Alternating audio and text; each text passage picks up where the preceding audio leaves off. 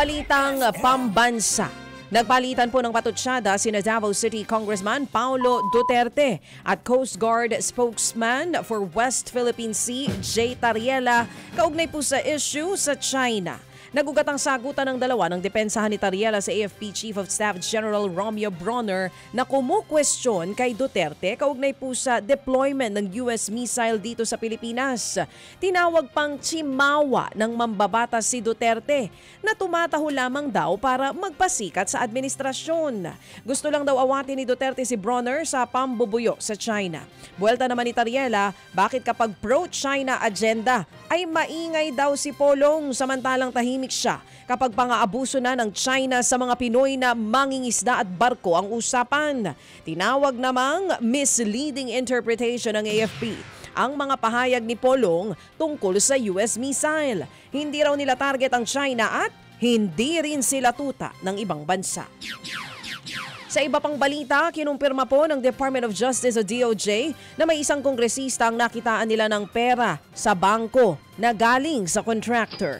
Sa panayam po ng programang ito, sinabi ni Justice Undersecretary Jessie Andres na dumaan mismo sa bank account ng isang mambabatas ang nasabing pera. May sapat raw silang nakuhang ebidensya pero tumanggi muna ang DOJ na sabihin kung ilang mambabatas o senador ang dawit dito. Sa ngayon patuloy ang investigasyon sa mga malalaking pangalan na dawit sa anomalya.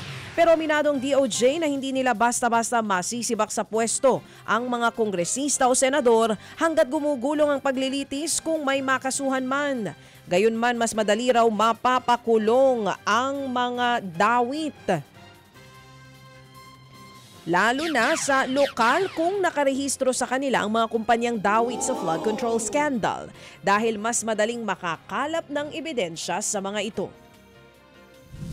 Yung admission ng isang salarin assisted by counsel and aware of his constitutional rights, admissible po against him.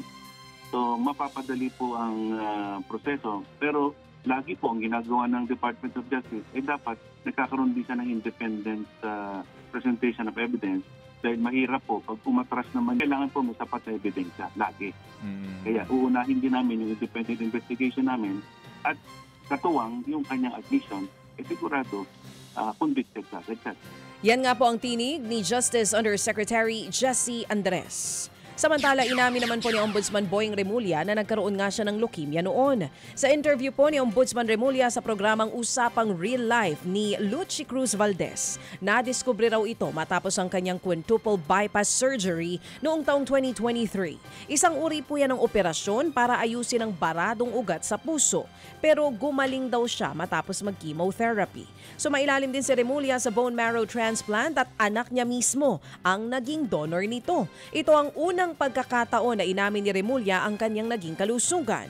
Matatandang noong 2023, nagkaroon ng leave na 10 araw si Remulla na nooy kalihim ng Department of Justice dahil sa personal reasons. Nagkaroon ako ng quintuple bypass. Grabe, 5. Open heart. At nung pagaling na ako, ay na-diagnose naman ako ng cancer. Ito yung dugo na galing sa aking anak. Oh, so yung anak mo yung... Anak ko, full match kami. Kaya naka-recover ako at mukhang maganda naman ang prognosis. Yan nga po ang tinig ni Ombudsman Boying Remulla. Mga kapatid, brothers and sisters, saan ka pa? Dito na tayo sa totoo. Dito na tayo sa True FM. Mga kapatid, mag-subscribe and follow po kayo sa social media accounts ng True Network PH. Yan po kami. Hanapin nyo lang True Network PH, Facebook, Instagram, YouTube, TikTok, and podcast.